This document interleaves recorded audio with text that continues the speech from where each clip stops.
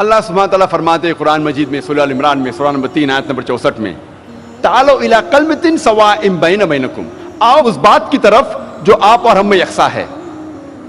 ये कुरान मजीद की आयत सूरह अल इमरान की सूरह नंबर 3 आयत नंबर 64 की, मेरे नजदीक ये दावती मैदान में मैं इसे कहता हूं मास्टर की। मास्टर की यानी सारे तालों को खोलने वाली चाबी, मास्टर की। अल्लाह ताला फरमाते तालो इला कलमतिन सवाइम बैन बैनकुम, आओ उस बात की तरफ जो आप और हम में यकसा है। तो आज इंशाअल्लाह मैं कोशिश करूंगा कि मुख्तलिफ मजहबी किताबों का हवाला देते हुए गैर मुसलमानों को यह साबित करने के लिए कि मोहम्मद सल्लल्लाहु अलैहि वसल्लम सिर्फ मुसलमानों के लिए नहीं लेकिन गैर मुसलमानों के लिए भी आखिरी पैगंबर है। वक्त की किल्लत होने की वजह से मैं सिर्फ इंपॉर्टेंट जो जरूरी अहम हवाले वो दूंगा, वरना तकरीर बहुत लंबी हो जाएंगी। सबसे पहले हम तहकीक करेंगे हिंदू मजहबी किताबों में मोहम्मद सल्लल्लाहु अलैहि वसल्लम का क्या जिक्र आता है। हिंदू मजहबी किताबें दो किस्मों में बांटी गई है, एक है श्रुति, दूसरी है स्मृति। श्रुति की माने रिवील्ड, अंडरस्टैंड, परसीव। श्रुति की मानी है वही, समझना। हिंदू विद्वान कहते हैं कि श्रुति खुदा का कलाम है, ईश्वर का कलाम है। और दो किस्म की श्रुति है, वेद और उपनिषद। दूसरी किस्म की किताबें जो हिंदू मजहब में वो है स्मृति। स्मृति के मानी टू रिमेंबर, मेमोरी, याद रखना, याददाश्त। स्मृति हिंदू विद्वान कहते हैं ये ईश्वर की किताब नहीं है लेकिन इंसानों ने लिखी है। और स्मृति में लिखा गया है किस तरीके से इंसान अपनी जिंदगी जीना चाहिए इस जमीन पे, इनफरादी तौर पे, माशी तौर पे और आलमी तौर पे। कई किस्म की स्मृति है। मिसाल के तौर पे पुराणास है, इतिहास है, रामायण, महाभारत, भगवत गीता, मनुस्मृति वगैरह। वक्त की किल्लत होने की वजह से सिर्फ जिन किताबों का मैं हवाला दूंगा उसके बारे में और डिटेल में बात करूंगा। पहले किस्म की किताब जो हिंदू मजहब में है वो है श्रुति। श्रुति जैसे मैंने कहा दो किस्म की है, वेद और उपनिषद। वेद आता है संस्कृत लफ्ज विद से, जिसके मानी है ज्ञान, इल्म, नॉलेज। वेद चार किस्म की है, ऋग्वेद, यजुर्वेद, सामवेद और अथर्ववेद। पहले तीन वेद, ऋग्वेद, यजुर्वेद, सामवेद, सबसे पहले वजूद में आए और आखिरी वजूद में आया अथर्ववेद। ये पहली तीन वेद, ऋग्वेद, यजुर्वेद, सामवेद को कहते हैं ट्रिपल साइंसेस या ट्राइविद, यानी तीन साइंस की किताबें या तीन इल्म की किताबें, तीन ज्ञान की किताबें। ऋग्वेद जब आप पढ़ेंगे इसमें लिखा है सॉन्ग्स ऑफ प्रेजेस, तारीफ के गीत। यजुर्वेद में है सॉन्ग्स ऑफ सैक्रिफाइसेस और सैक्रिफाइसेस फॉर्मूलाज, कुर्बानी के श्लोक्स। सामवेद में है मेलोडी, संगीत। अथर्ववेद में है मैजिकल फॉर्मूलाज, जो चमत्कार के श्लोक है उसके बारे में जिक्र आता है अथर्ववेद में। हिंदू विद्वान में इख्तिलाफ है कि वेद कब वजूद में आया। स्वामी दयानंद सरस्वती के हिसाब से, जो आर्य समाज के बानी हैं, वो कहते हैं वेद 131 करोड़ साल पुरानी किताब है, 1310 मिलियन ईयर्स ओल्ड। लेकिन अक्सर हिंदू विद्वान कहते हैं कि वेद तकरीबन 4000 साल पुरानी किताब है। तो अक्सर हिंदू विद्वान कहते हैं कि वेद तकरीबन 4000 साल पुरानी किताब है, मजहबी किताब है, लेकिन एग्जैक्ट कभी वजूद में आए ये किसी को नहीं पता।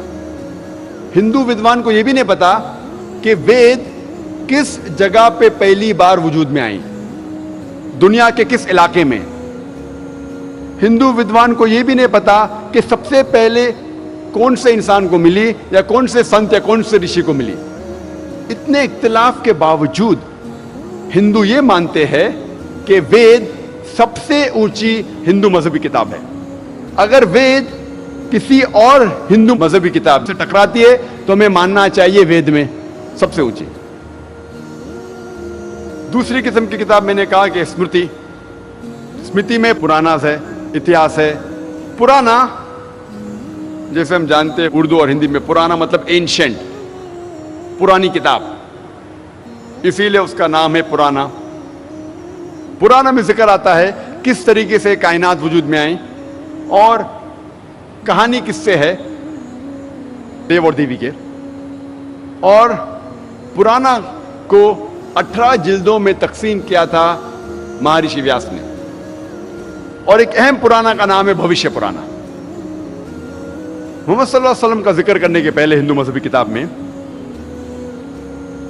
मैं आपसे ये कहना चाहूंगा, पहले ये हम समझ ले कि अवतार के क्या मानी हैं। ये संस्कृत लफ्ज अवतार आता है अव और त्र से, जिसके मानी है डिसेंड डाउन, नीचे नाजिल होना या नीचे आना। जब आप ऑक्सफोर्ड डिक्शनरी पढ़ते हैं इसमें लिखा है कि avatar according to Hindu mythology is the coming down of a deity or a revered soul in bodily form on the earth. Oxford dictionary के मुताबिक अवतार एक भगवान है या खुदा है जो इंसानी जिस्म में इस जमीन पे आता है। ये हिंदू माइथोलॉजी के हिसाब से। तो अवतार के मानी है भगवान खुदा जमीन पे आता है इंसान के रूप में या कोई रूप धारण करके। और अक्सर हिंदू अवतार के बारे में जब जिक्र करते हैं वो हवाला देते हैं भगवत गीता का, चैप्टर नंबर 4 श्लोक नंबर 7 से 8, जिसमें लिखा है यदा यदा ही धर्मस्य ग्लानिर्भवति भारता। जब जब जुल्म बढ़ेगा ओ भारता, और जब भी नेकी घटेगी मैं रूप धारण करूंगा अच्छाई का साथ देने के लिए और बुराई को तबाह करने के लिए और इस धर्म को कायम करने के लिए। संभवामि युगे युगे, हर युग में मैं रूप धारण करूंगा। ये 2 श्लोक मंत्रा जो भगवत गीता में, इससे आता है अवतार के बारे में। अवतार का जिक्र है भागवत पुराण में भी, खंड 9 अध्याय 24 श्लोक नंबर 56 में, जब जब नेकी घटेंगी और जुल्म बढ़ेगा तब तब मैं रूप धारण करूंगा। तो ये 2 श्लोक के जरिए भागवत पुराण और भगवत गीता का ये फलसफा आता है अवतार का। लेकिन हम मुसलमान हम इस बात को नहीं मानते कि खुदा अल्लाह सुब्हानहू व तआला कोई इंसान का रूप धारण करके इस जमीन पे आते हैं। हम इसको नहीं मानते। हम मुसलमान मानते हैं कि अल्लाह सुब्हानहू व तआला इंसानों में से, आदमियों में से एक इंसान, एक आदमी को चुनते हैं और उस आदमी से हायर लेवल पे कम्युनिकेट करते हैं, उनको वही नाजिल करते हैं उनके ऊपर। और इस चुने हुए इंसान को हम कहते हैं पैगंबर। हम मुसलमान नहीं मानते कि खुदा अल्लाह सुब्हानहू व तआला इंसान का रूप लेके इस जमीन पे आने की जरूरत है उन्हें। कई हिंदू विद्वान ये कहते हैं कि ये लफ्ज जो है अवतार, अव और त्र,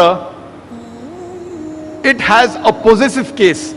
इसके मानी है कि अल्लाह सुब्हानहू व तआला की कुछ चीज, ईश्वर की कुछ चीज, लेकिन खुद ईश्वर नहीं हो सकता।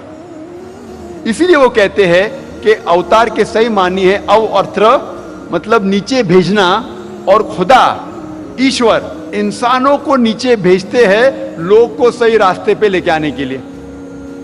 तो ये मानी जो कुछ हिंदू विद्वान की है, बिल्कुल हूबहू इस्लाम में जो हम मानते हैं वही है। और ये हिंदू विद्वान कहते हैं जब हम वेद पढ़ेंगे, वेद में अवतार का जिक्र कहीं भी नहीं है, लेकिन जब वेद पढ़ेंगे, उपनिषद पढ़ेंगे, अवतार का जिक्र नहीं है, लेकिन वेद में कई ऋषि, कई संत का जिक्र है, जिससे साबित होता है कि ईश्वर ने कई इंसानों को भेजे लोग को सही रास्ते पे लेके आने के लिए। तो जब वेद और भगवत गीता में टकराव है, तो आपको भगवत गीता को सही तरीके से समझना चाहिए। जब हम भगवत गीता और पुराना को सही तरीके से समझते हैं, हमें पता लगता है कि जो श्लोक मैंने पढ़ा, इसके सही मानी है कि जब भी जुल्म बढ़ता है इस जमीन पे और जब भी नेकी घटती है, तो ईश्वर पैगंबरों को भेजता है इस जमीन पर। इसमें हम मुसलमानों को कोई गिला शिकवा नहीं। हूबहू इस्लाम जिस चीज को मानता है वो इसको मानता है।